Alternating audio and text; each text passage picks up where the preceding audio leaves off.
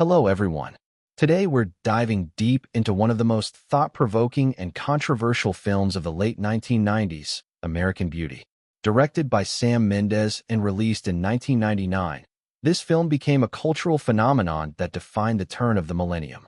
This masterpiece won 5 Academy Awards including Best Picture, Best Director, and Best Actor for Kevin Spacey's unforgettable performance as Lester Burnham, a man who decides to radically transform his life after realizing he's been sleepwalking through it for decades. American Beauty grossed over $356 million worldwide on a modest $15 million budget, proving that audiences were starving for intelligent, adult-oriented cinema. But this isn't just a film. It's a scathing critique of the American dream, a meditation on beauty and mortality, and a mirror held up to suburban life that forces us to confront uncomfortable truths about happiness, freedom, and authenticity. The film's title itself is multi-layered.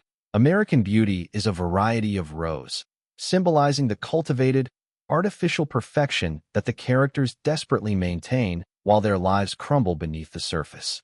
So let's explore these fascinating facts about this masterpiece that forever changed how we think about suburban cinema. Fact 1. A first-time screenplay born from tragedy. American Beauty was written by Alan Ball, who had never written a feature film screenplay before this. Ball was primarily known for his work in television, particularly sitcoms like Grace Under Fire and Sybil. But the script for American Beauty came from a deeply personal and painful place. Ball has revealed in interviews that he wrote the screenplay after the traumatic death of his sister in a car accident in 1986. This tragedy forced him to confront mortality and question what it truly means to live authentically versus just existing. The film's obsession with death, beauty, and the preciousness of everyday moments directly stems from Ball's own psychological journey through grief. Interestingly, Ball wrote the first draft in just 3 months in 1997. The screenplay was so compelling that it was placed on the industry's black list of best unproduced scripts and immediately attracted major talent. Ball would later go on to create the groundbreaking HBO series 6 Feet Under and True Blood, both of which carry similar themes of mortality and hidden darkness beneath respectable surfaces. Fact 2. The director's impossible debut. American Beauty was Sam Mendes' first film as a director, an almost unbelievable fact given the film's technical sophistication and mature vision. Before this, Mendes was one of London's most celebrated theater directors, having worked extensively with the Royal Shakespeare Company and won multiple awards for his stage productions.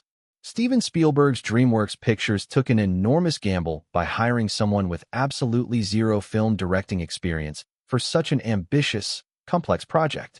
Mendes himself has admitted he was terrified and had no idea what he was doing technically. He didn't understand camera lenses, film stocks, or basic cinematography vocabulary. But Spielberg saw something special in Mendes' theatrical work, an ability to extract extraordinary performances from actors and a bold visual sensibility. Mendes surrounded himself with experienced professionals, particularly cinematographer Conrad Hall, and essentially received a crash course in filmmaking while making the movie. The gamble paid off spectacularly. Mendes won the Academy Award for Best Director in his first attempt, becoming only the 6th director ever to win an Oscar for their debut film. He's since directed multiple Bond films, 1917, Revolutionary Road, and many other acclaimed movies, but American Beauty remains his most iconic work. Fact 3. The casting maze. The casting process for American Beauty was far more complicated than most people realize. The role of Lester Burnham, which became Kevin Spacey's career-defining performance, was initially offered to several other actors who turned it down or were deemed unsuitable.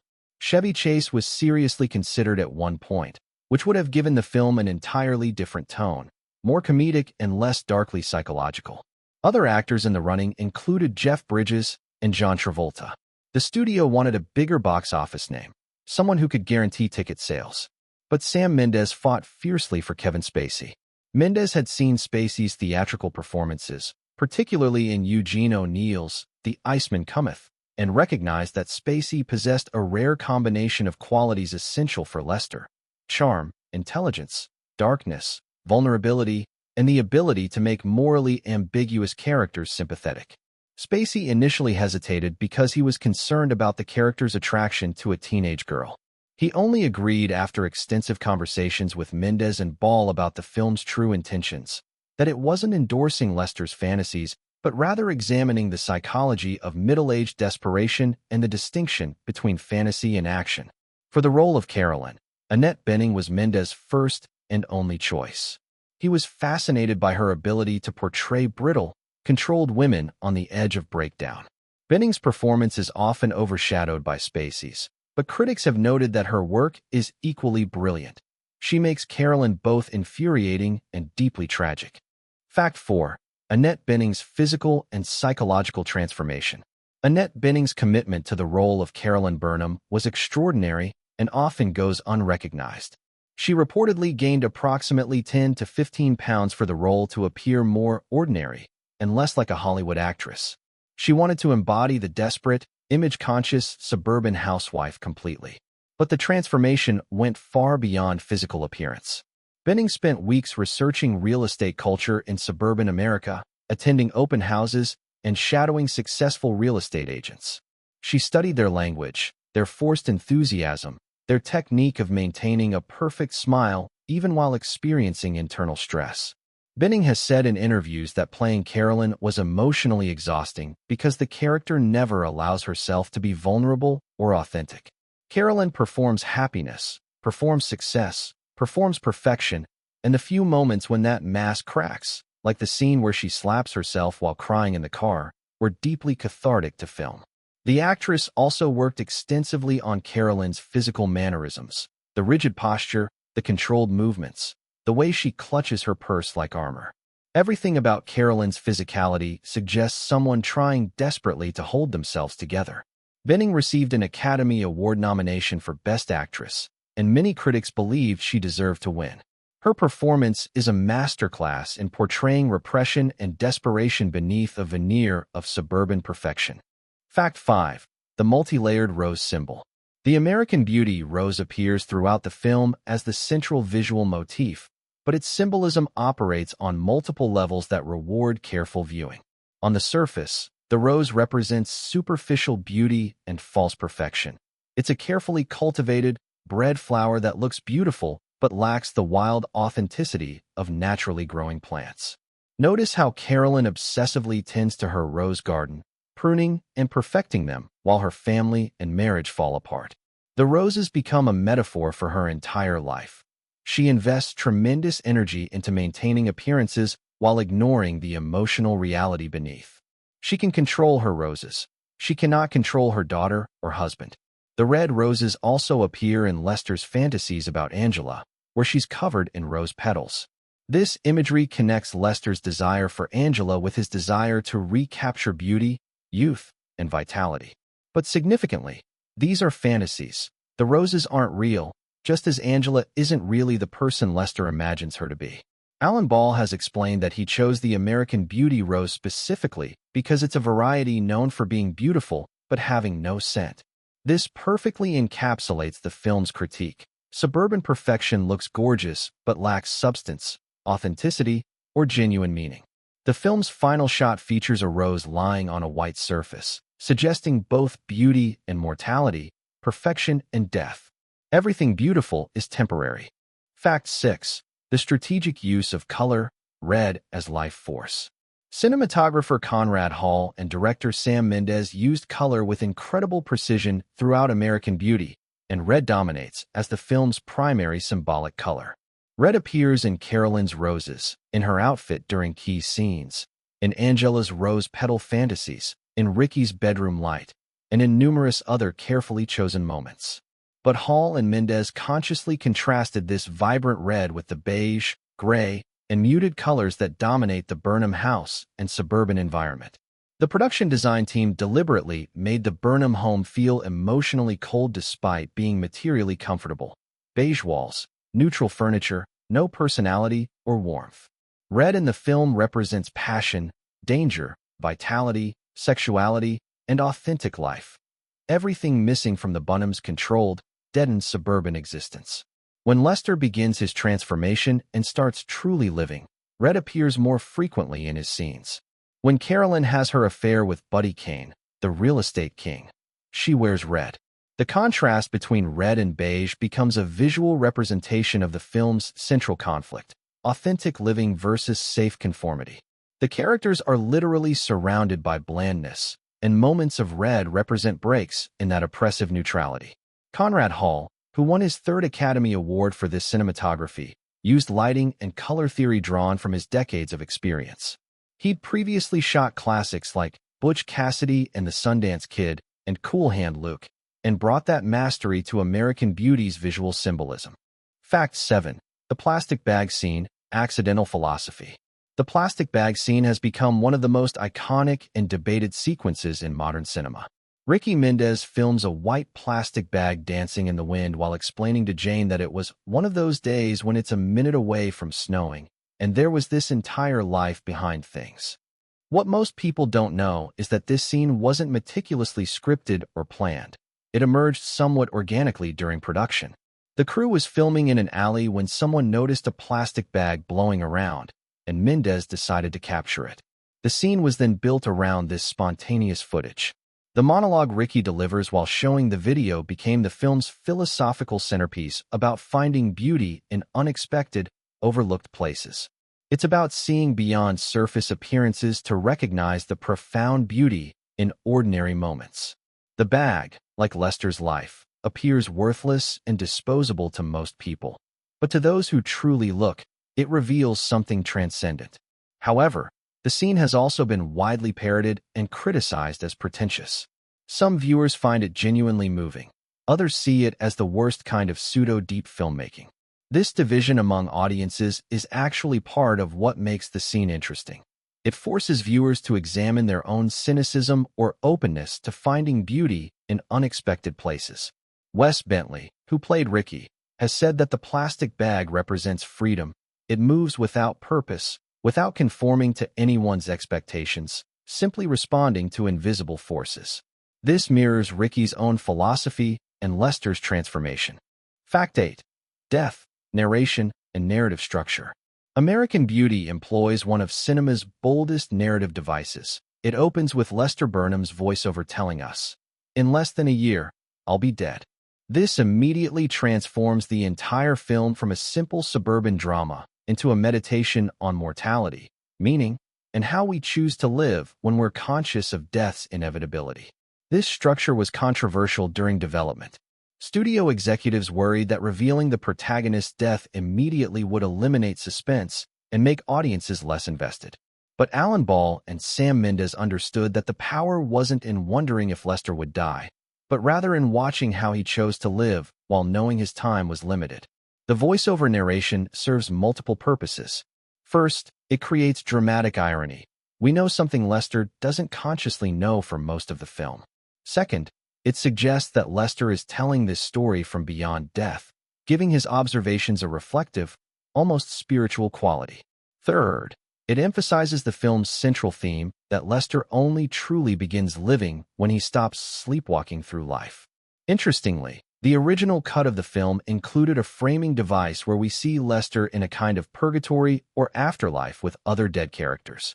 Test audiences found this confusing, and it was ultimately cut, leaving only the voiceover to suggest Lester's posthumous perspective.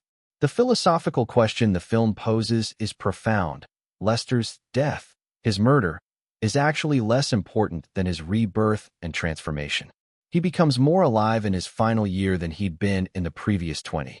His physical death is tragic, but his psychological awakening is triumphant. Fact 9. The fantasy sequences, ethics, and aesthetics. The rose petal fantasy sequences featuring Angela Hayes were among the most carefully considered and controversial elements of the film. These scenes required extensive discussions among Mendes, Ball, Spacey, and Mina Suvari about how to depict Lester's fantasies in a way that served the story's thematic purposes without being exploitative or gratuitous. Mina Suvari was 19 years old during filming, though her character Angela is supposed to be in high school. The team was acutely aware of the ethical implications of these scenes and the potential for misinterpretation. Sam Mendes has explained that the fantasies needed to be shot in an explicitly fantastical, surreal style, hence the rose petals, the theatrical lighting, the dreamlike quality, to make absolutely clear these are Lester's imagination, not reality. The cinematography in these sequences deliberately references classical painting and perfume advertisements rather than anything genuinely sexual. Conrad Hall lit Suvari to look like a Botticelli painting, beautiful but artificial, an idealized object rather than a real person. This was intentional, because the film's ultimate point is that Lester is in love with an illusion, not Angela herself. The crucial scene where Lester finally has the opportunity to act on his desires but doesn't, when he discovers Angela is a virgin and not the experienced woman she pretends to be, was always meant to be the story's moral center. Lester's fantasies are about recapturing youth and vitality. When confronted with an actual vulnerable teenager, he becomes protective rather than predatory. This distinction is essential to the film's morality. Suvari herself has spoken thoughtfully about these scenes in interviews, noting that she felt safe and respected throughout filming, and understood that the sequences were critiquing male objectification rather than endorsing it. Fact 10. Kevin Spacey's improvisation and method. Many of Kevin Spacey's most memorable moments in American Beauty were either improvised or significantly developed beyond what was in the script. Spacey worked extensively with Mendes to find the character's voice, and his theater background gave him confidence to experiment during takes. The scene where Lester throws the asparagus at the wall during the dinner table confrontation wasn't in the original screenplay. Spacey suggested it spontaneously during rehearsal as a way to physically manifest Lester's complete breakdown of conformity. The shocking violence of the gesture perfectly captures his transition from passive to active, from conforming to rebelling. Spacey also improvised several of his sarcastic comebacks and deadpan observations. His delivery of lines like, "I figured you guys might be able to give me some pointers," when he asks his neighbors about working at a fast food restaurant, has a naturalistic, improvisational quality. To physically transform into Lester, Spacey underwent significant training. At the beginning of the film, he slouches, moves tentatively, and carries himself like a defeated man. As Lester's transformation progresses, Spacey gradually altered his physical bearing, standing straighter, moving with more confidence, even changing his facial expressions to appear more youthful and alive. Spacey also spent time working at a real fast food restaurant before filming to understand that environment and the kind of freedom Lester finds in rejecting his corporate career for something simple and honest. He wanted to capture the genuine liberation Lester feels in choosing a degrading job because it's actually more authentic than his previous existence. Fact 11. Chris Cooper's complex Colonel Fitz. Chris Cooper's portrayal of Colonel Frank Fitz is one of the film's most devastating performances, creating a character whose violent homophobia stems from profound self-hatred and repressed homosexuality. This character could easily have become a one-dimensional villain, but Cooper insisted on finding the humanity and tragedy within him. Cooper conducted extensive research into military culture, particularly the psychological dynamics of men who build their entire identity around rigid masculinity and control. He spoke with military psychologists and read about the devastating effects of internalized homophobia, especially in environments like the military that historically enforced strict heteronormativity. The character's arc, from seeming discipline and order to violent breakdown, required Cooper to chart a careful psychological progression. Notice how throughout the film, Colonel Fitz displays warning signs. His obsession with controlling Ricky, his collection of Nazi plates, symbols of brutal authoritarianism, his disgust when he suspects Ricky of being gay, and his hypervigilance about masculinity. The film's most gut-wrenching scene might be when Colonel Fitz kisses Lester in the rain, mistakenly believing Lester is also gay and might reciprocate his feelings. When Lester gently rebuffs him, the Colonel's entire psychological structure collapses. His carefully constructed denial can no longer hold. Cooper plays this moment with heartbreaking vulnerability before the character's rage and self-hatred take over, leading to murder. Alan Ball has noted that Colonel Fitz represents the film's most tragic victim of conformity and repression. Unlike Lester, who liberates himself, the Colonel destroys both himself and others because he cannot accept his authentic identity. Cooper's performance earned him widespread critical acclaim and demonstrated the film's nuanced approach to even its most seemingly villa. Fact 12. Conrad Hall's revolutionary cinematography. Legendary cinematographer Conrad Hall's work on American Beauty represents some of the finest camera work of the 1990s and earned him his third Academy Award. Hall, who was already in his 70s when he shot the film, brought decades of experience to create a visual style that was both naturalistic and highly stylized. Hall used unconventional techniques throughout the film. The overhead shots of the neighborhood, looking down on the houses and streets like a God's eye view, make the suburban environment feel simultaneously ordinary and surreal, familiar yet strange. These shots suggest that we're observing these characters like specimens, examining suburban life from an analytical distance. Hall also employed what he called motivated lighting, lighting that appears to come from natural sources within the scene, but is actually carefully crafted. The glow from computer screens, table lamps, and windows was all meticulously controlled to create specific moods while maintaining naturalistic appearance. One of Hall's most brilliant choices was his use of shallow focus and rack focus to direct viewer attention. During emotional scenes, he would keep one character in focus while blurring others, or shift focus between characters to suggest power dynamics and emotional connection. This technique makes viewers unconsciously experience the psychological relationships between characters. The cinematographer also shot American Beauty on traditional film stock at a time when digital was becoming more common, specifically because he wanted the rich color saturation and grain texture that film provides. He said digital would have made the film look too clean and perfect. He wanted slight imperfection to mirror the characters' imperfect lives. Tragically, Conrad Hall passed away in 2003 from bladder cancer, but his final films, American Beauty and Road to Perdition, stand as monuments to his artistry. American Beauty asks us profoundly uncomfortable questions. Are we truly living, or just maintaining appearances? What price do we pay for conformity and social acceptance? Can we find beauty and meaning in our ordinary lives? Or must we radically transform or escape them entirely? What does it mean to live authentically when authenticity might destroy everything we've built? These questions don't have easy answers, which is precisely why this film continues to haunt us, provoke us, and resonate across generations. The film's final message might be its most important. Lester dies, but he dies grateful. In his final voiceover, he says, "It's hard to stay mad when there's so much beauty in the world." Despite everything, the pain, the betrayal, the tragedy, he found beauty. He learned to see. And that seeing, that awakening, was worth everything. Thank you for joining me on this deep dive into American Beauty. What's your interpretation of the film? How do its themes speak to your own experience? Let me know in the comments below.